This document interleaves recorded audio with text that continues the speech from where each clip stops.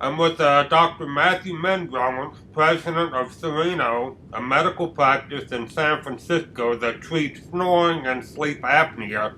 The practice recently developed an affiliation with Dr. Larry Aronson, a dentist who specializes in appliances related to snoring and sleep apnea. Gentlemen, thank you for your time today. Thanks for having us, Mark.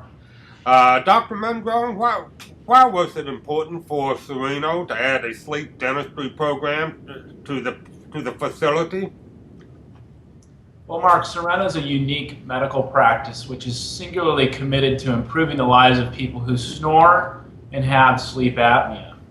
We focus on providing our patients with a comprehensive treatment plan to help alleviate these conditions. We feel that having an integrated team of providers such as physicians, dentists, and nurses help us to coordinate the care for our patients in one center, and we feel that this helps our patients achieve the best results. Oral appliance therapy is a very key component to our treatment program. Okay, what can you tell me about the demographics of the patients who pass through your facility? Well, Mark, as we know, the National Sleep Foundation tells us that over 90 million Americans snore, and the Centers for Disease Control tell us that between 18 and 22 Americans have obstructive sleep apnea. So really the demographics followed the demographics of the general population. This is a pervasive condition that affects many people in different ways. It affects lifestyle, it affects relationships. People are embarrassed by this condition. It's affecting their relationships. We know that now snoring is becoming one of the leading causes of divorce. But there are also some very serious health implications associated with long-term poor sleep. Adult onset diabetes, high blood pressure, heart disease, and stroke are some of the more common medical problems that can affect people with these conditions. Dr. Aronson, as Dr. Mingrone pointed out, snoring is attributed to various health conditions such as fatigue, weight gain, and heart problems, as well as sleep apnea. How do you think your peers in dentistry can take a more active role in helping Americans who have some sleep-related problems? Well, particularly the last 2 or 3 years, there's been a tremendous increase in the number of courses that have been available to dentists, specifically to treat sleep apnea and snoring. This explosion has just caused greater interest in the area.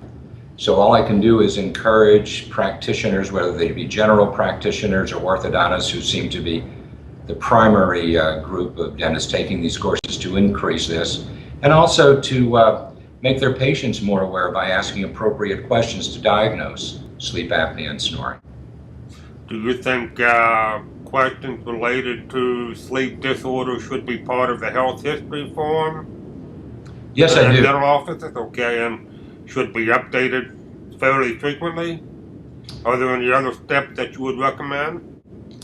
Well, beside updating health histories, which are actually not only a legal but moral requirement, probably one of the greatest contacts in a dental office, especially a general practice, are the dental hygienists, who spend typically an hour at a time with patients, and frequently just asking them questions. Or what I noticed when I was a general practitioner, patients tell you when they're tired, patients tell you when they're snoring.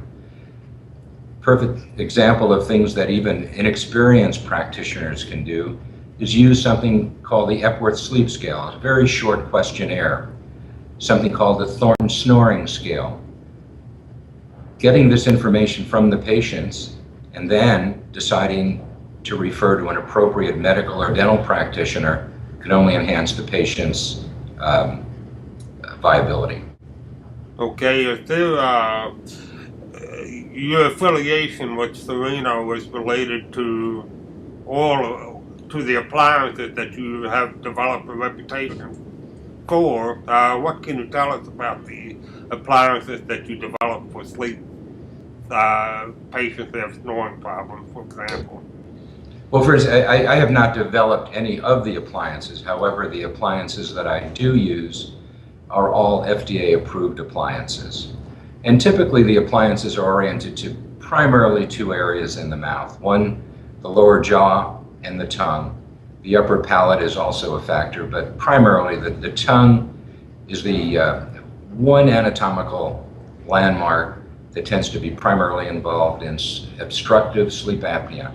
And the way it works is it's just a matter of gravity. If you lie down, your tongue is going to fall back. If you have a small airway, if you have a flaccid tongue or a large tongue, it's going to block the area off. The utilization of oral appliances allows us to manipulate the jaw, the tongue, and other complex parts of the oral anatomy to keep the airways open and increase the quality of life.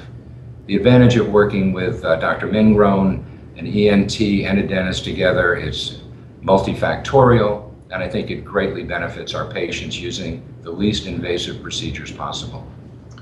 Dr. Aronson brings up a very good point. We really talk to our patients about the fact that these conditions, snoring and sleep apnea, are complex. And what we mean by that is often they involve multiple areas of the anatomy.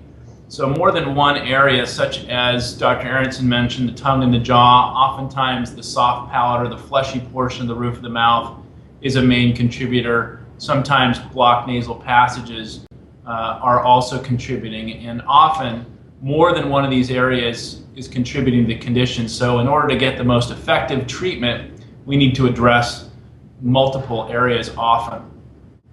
Okay, Dr. Mingrone, let me just conclude by asking you, what is the overall prognosis for people who come through your center? Is it very optimistic to cure snoring problems, or is it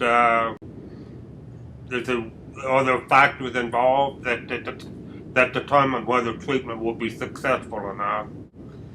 It's a great question, Mark. Certainly everyone's anatomy is unique and everyone's condition is unique, and so I think the starting point is with an evaluation by a physician and a dentist who have experience with the upper airway anatomy. That being said, with our comprehensive, minimally invasive treatment approach, we have patient satisfaction rates well into the 90th percentile. So the good news is there is hope. There are treatments that have become available in the last few years which are simple, safe, convenient, and effective.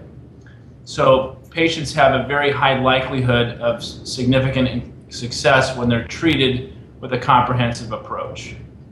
Okay, well, I want to thank both of you for your time. So have a good day. Thank you, Mark. Thank you.